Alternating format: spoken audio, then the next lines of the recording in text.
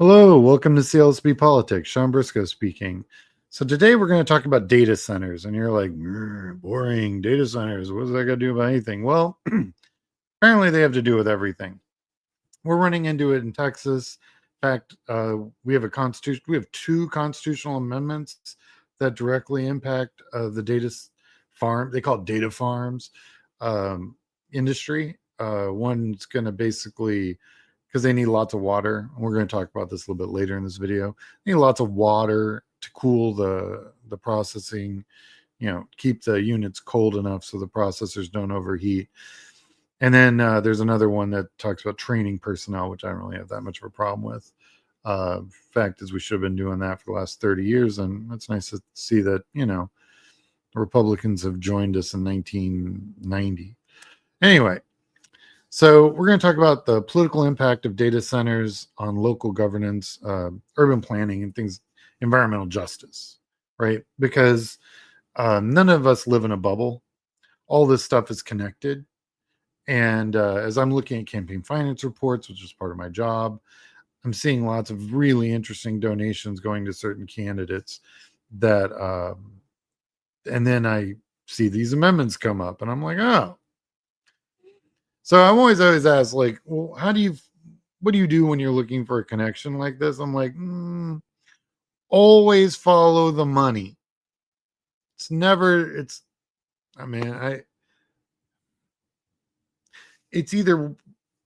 90% of the time it's money, 10% of the time it's ego, and then it's money. So that's how I make these connections. And I've got a real doozy of a show talking about corporate farms coming up. It's going to be really interesting. Keep your eyes open for that one. So basically, they're critical infrastructure for AI. They have huge expanding money, industry, jobs, the environment, land. All these things are connected. How these cities work with the different companies, how all that comes together. That's all part of it, right? And it operates at like the municipal, state, and federal level. It cuts through all of them. So you've got to be ready to deal with this at the local, the macro, micro levels, every level. It's going to be a thing. It's not going away. I even talked about a few case studies in Virginia that are, you'll see. So basically, I'm going to be looking at local governance, urban planning, environmental justice, those case studies. I even talked about India for a hot minute, policies and best practices and recommendations, which is going to be at the end. Stay till the end. I talk about what if you're an elected official watching this, what you need to start doing, what you need to start looking at, and then also as just a Joe citizen, what you should be looking at. So anyway, let's get started. So they matter. 21st century. This is a 21st century issue, right? This is how AI, and Lord knows you can't turn on anything and not hear about how artificial intelligence is changing the economy and blah, blah, blah. And all these jobs it's taking away and stuff. And full disclosure, I use AI quite a bit. I have to. You can't see my research department's not here right now, but it's a big orange cat. It's just me and this cat. That's my department of research. So in order to be able to process data that would take normally a team of 15, I use AI because I don't have a department of 15 people working for me.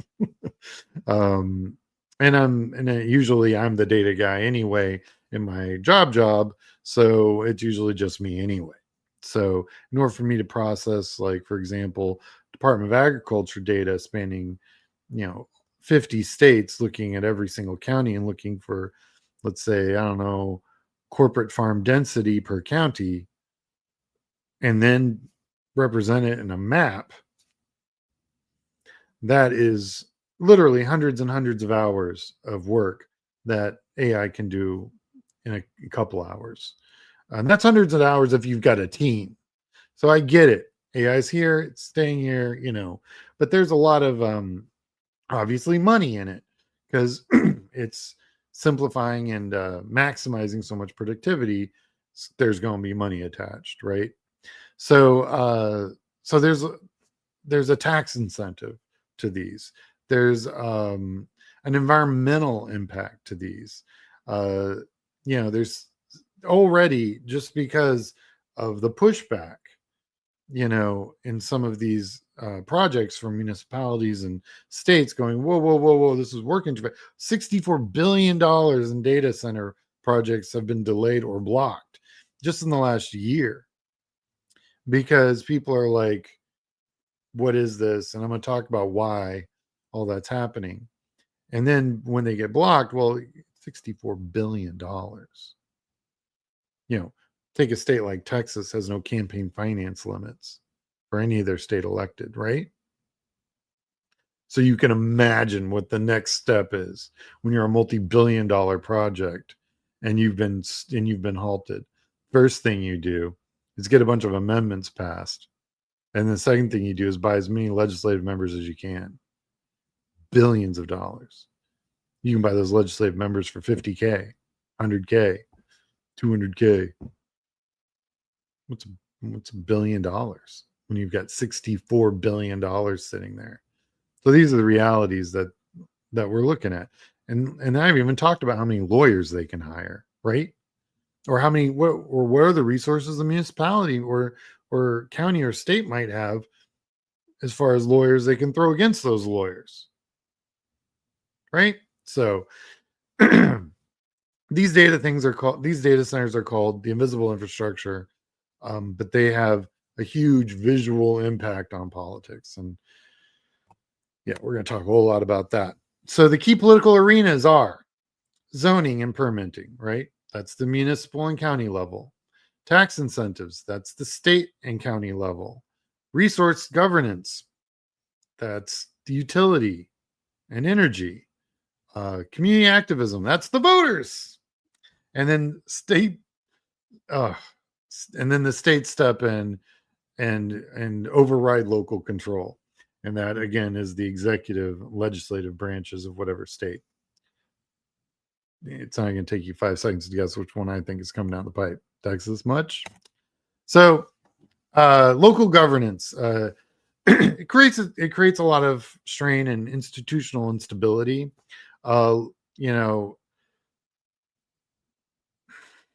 Most of our elected officials are lawyers anyway. They're not tech. They're not environmentalists. They're not data scientists. They're not architects. They're not data infrastructure engineers. And those are actually the professions who could tell you about what's going on with these data centers better than any of them, right? So what you have to ask yourself is, who's talking to them? Is it the developers? Because they'll bring all their people, 100%. Have they already promised them huge revenue sources, right? So they can offset taxes to the 1%, right? So that's a problem. And that's a problem actually happening in Virginia, West Virginia, and Texas right now. So also, once they're in there, the local and state government becomes addicted to that stream of revenue, right? And that addiction, as it does with all addiction, affects decision making. And then urban planning, so the impacts on that, which it seems pretty straightforward, right? Land use, data centers are not small. It's called a server farm for a reason. They're in rows. They're huge warehouses, so they're giant warehouses in places that didn't have them before, right? And then they usually have backup generators because they can never not be up and running. They're just a river that must flow. They have huge heat issues, and which means you've got to cool them somehow. And I mean, they've got this they're putting them underwater. I read a case study where they're actually putting a data center underwater to help keep it cool, which is wild to me. And I don't know. I mean, I'm sure it has yet more environmental impact issues, but but that just tells you how much money they've got when you can build a warehouse underwater. Like, that's when it's like money, not really such a problem right now. Heat's a bigger problem than money, right? So, so there's infrastructure coupling. Uh, you know, these they require power substations, cooling towers, and you know, high capacity fiber optics. All this infrastructure has got to be put in.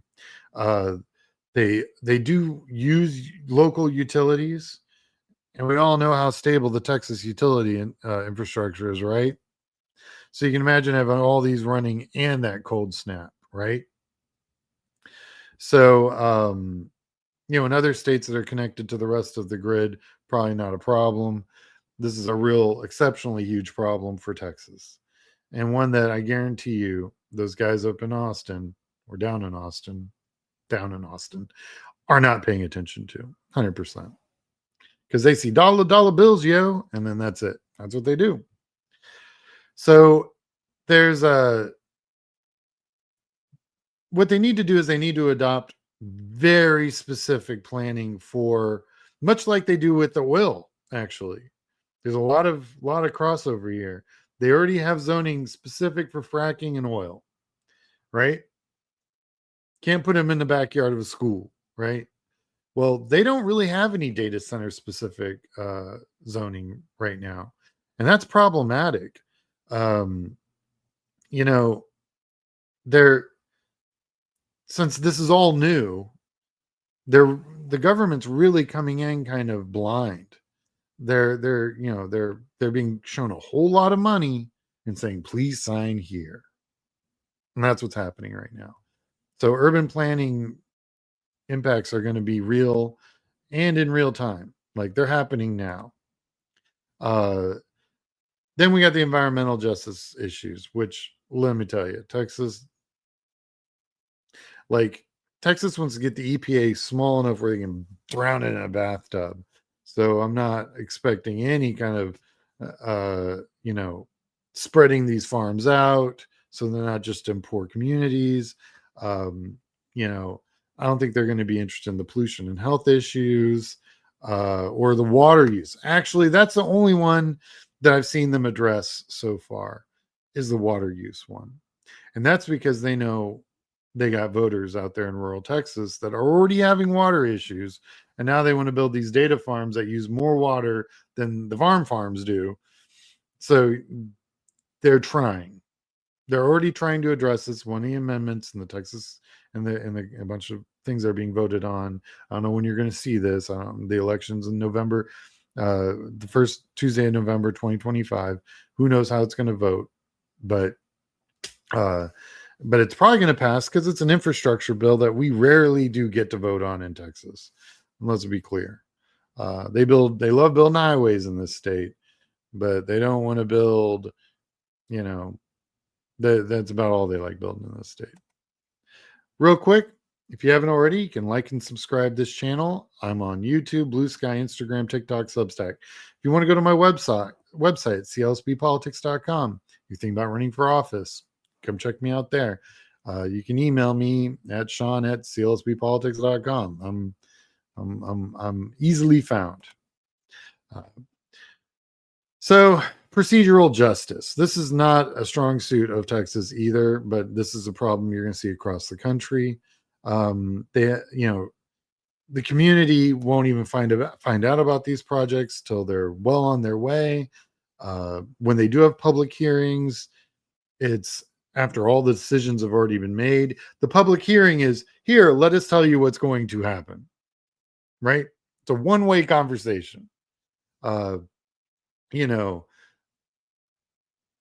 It's all the people at the top making all the decisions and all the people at the bottom having to live with those decisions. And they don't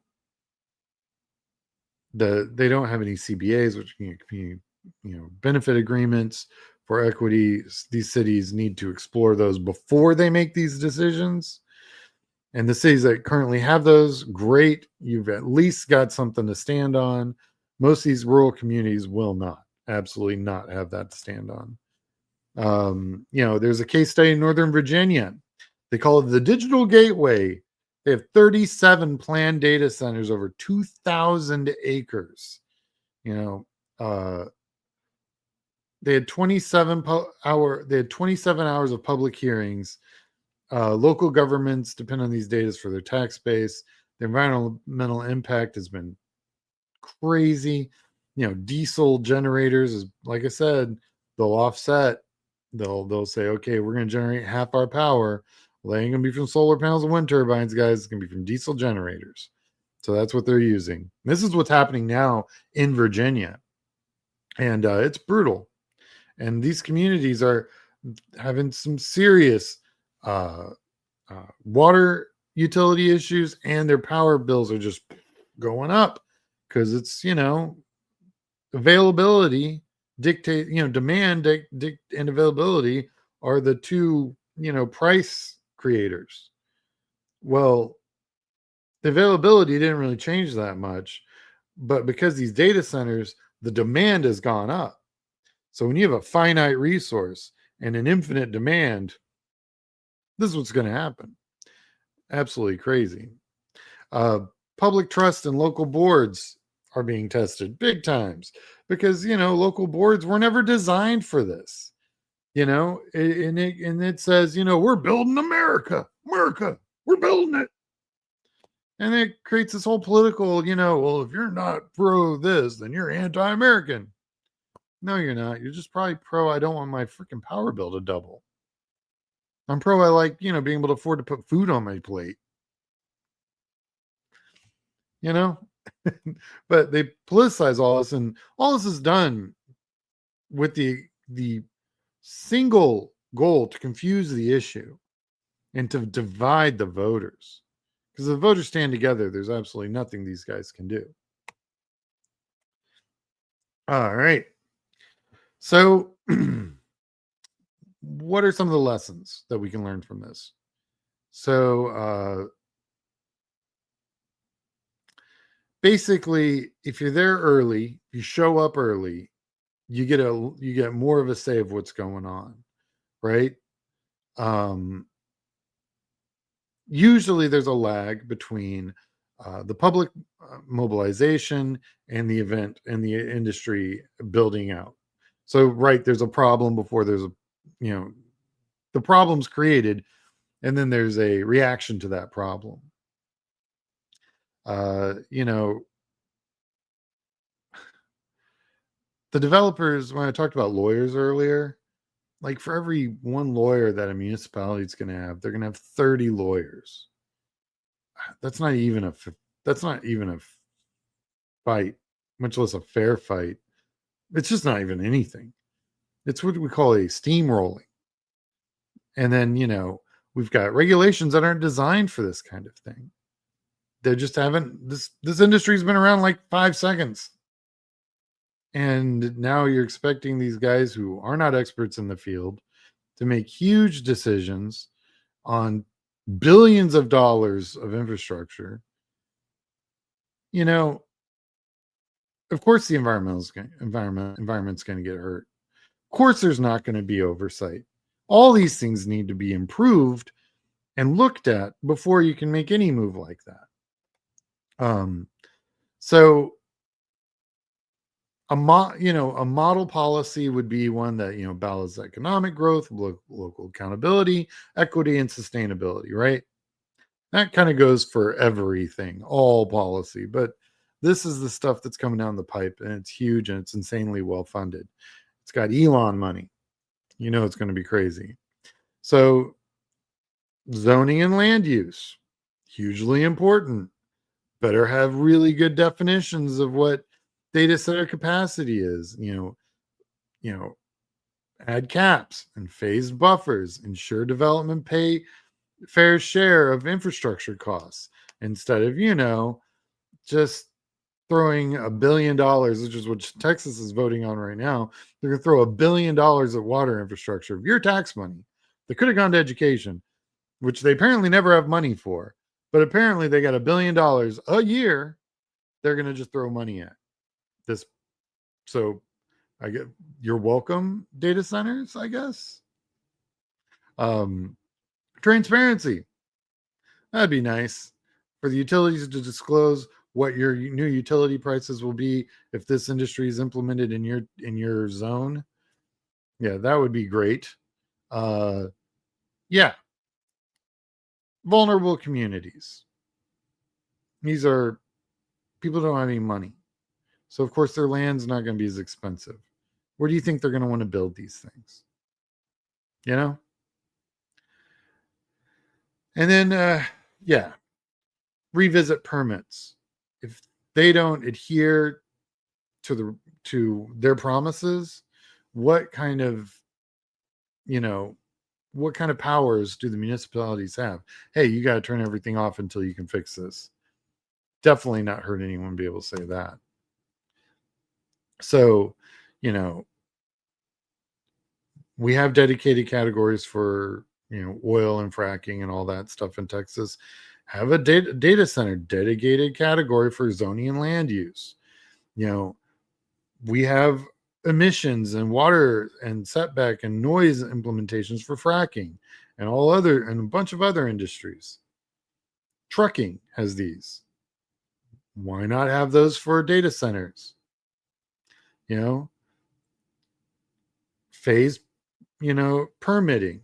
We have those for a bunch of other industries. We need those for data center industries. And then, any kind of environmental assessment would be great. Because right now, I mean, in Texas, we almost have none with teeth. Like, oh, you have to get this done, but we'll waive it for the next 3 years because, there's a backlog. That's how the environmental stuff's done here in Texas. It's complete garbage. And then this is the one that's actually pocketbook to everyone, right? This is the one that why are my utility bills so high? Well, I don't know. You've got a warehouse down the street that's got to be kept at 65 degrees and it's 123 degrees outside. Yeah. Maybe building these data centers in a place that can get to 110 for months was not the best idea. So yeah, you're going to have problems. The developers need to do they have to pay for huge utility upgrades, integrate renewable energy, mandate water use and recycling, which is going to be hugely devastating to the agriculture industry in this state. And they're going to, they got to come back and test these guys, make sure that they have the filters on the diesel generators so they're not just spewing garbage into the air. They've got to do this stuff. And then you have to have the people who actually do the testing. None of that's being done. Virginia is being hit by all this right now. I mean, that's where we're we're watching the worst case scenario happen right now in Virginia and West Virginia. And now, of course, they want to do it everywhere. So, yeah, I mean, this is not coming out of nowhere. All of this stuff came from, these are the problems other people are having. Oh, they want to build one in your community? These are the problem other people are having. So, so yeah, transparency. It's really all comes down to transparency, the before, the during, and the after, right? So what exactly is the water use and electrical input going to be? You know, is there community engagement? Are there third party environmental audits happening? What is the community benefit? Are they going to invest in, a magnet for a high school so they can, develop more, data center engineers, just as an example of something that, wouldn't be too bad, right? Especially in these communities that are going to be impacted where the land was really cheap, full of minorities. Just a thought. Fiscal and incentive reform. So yeah, which is like a joke when you talk about this in Texas. When you have no campaign finance limits to your state government, that means your entire state government's for sale. These guys have all the money. What are you going to do? I mean, Of course, we're going to be impacted. These guys are going to sell us all down the river, and they're going to line their pockets. You know, it's what's going to happen. Why? Because we've seen it happen over and over and over again. Remember when blue counties said that you couldn't frack in blue counties, and then the state came in and said, "Oh yeah, hold my beer." It's going to be the same here. This is how they get their money. That's how it's going to happen. You know, it's a race to the bottom. We'd love to avoid it, but trust me, Texas is 30th and 50th in most things that help people. So, yeah. Annual environmental audits, never going to happen. Triggered base moratoria of utilities exceeding capacity. Well, they're going to exceed capacity. We're all going to lose power. They have generators that back them up. So there you go. You know, sure, I'd love a cross-department task force. That's not going to happen in Texas. And update zoning and permitting every 3 to 5 years. We're lucky if that stuff gets updated every 10. And if it does, it's because somebody lined somebody's pockets, and now they're going to update the zoning so they can build taller and bigger buildings. Hey, Austin, I'm looking at you. So yeah, we all know about updating zoning. It does happen, and it's just chock full of special interests. Yeah. So they want to integrate data center growth into, energy plans. Texas hasn't had a real energy plan in decades. They want to coordinate across municipalities to prevent hotspots. Those hotspots will be wherever the land is cheapest. Sorry, rural Texas and rural America. Sorry, communities of minorities or places that have not had a tenth of the development of other communities, and they wonder why, hey, the land's so cheap there. Yeah. Our state policies are designed only to preempt local environmental standards. Like what I just mentioned about the fracking here in Texas, but it's happening all over. So, there are things that need to be done, and they're just not.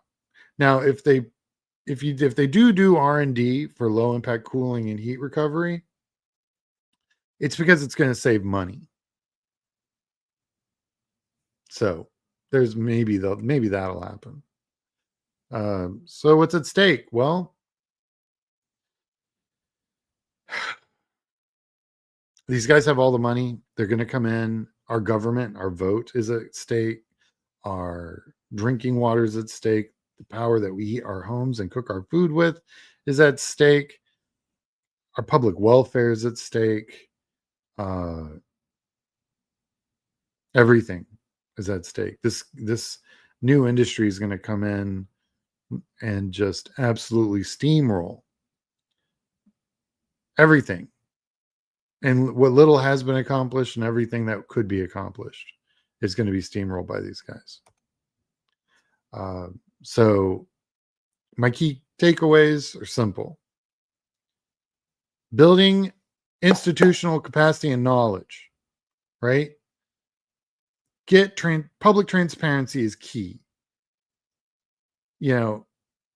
Equity must be integrated. Economic development can't override environmental justice. They obviously haven't visited Texas recently. And all planning has to start at the community level. Ask them if they want a giant warehouse that just belches out heat all day. Ask them if they want that warehouse next to them. But honestly, all these things are going to be built, or at least the first generation will be built, and they're already pretty much being built. We're already seeing the impact on our infrastructure, i.e., power bills, water bills, things of that nature. They're going to start moving money around. They're going to pull money out of education. Going to give these guys real big tax incentives, right? Property tax incentives is how we fund education in Texas. All that's going to not go to education because you're not asking for it, you know, and they're going to curtail and go in and you understand municipal races are relatively low dollar races.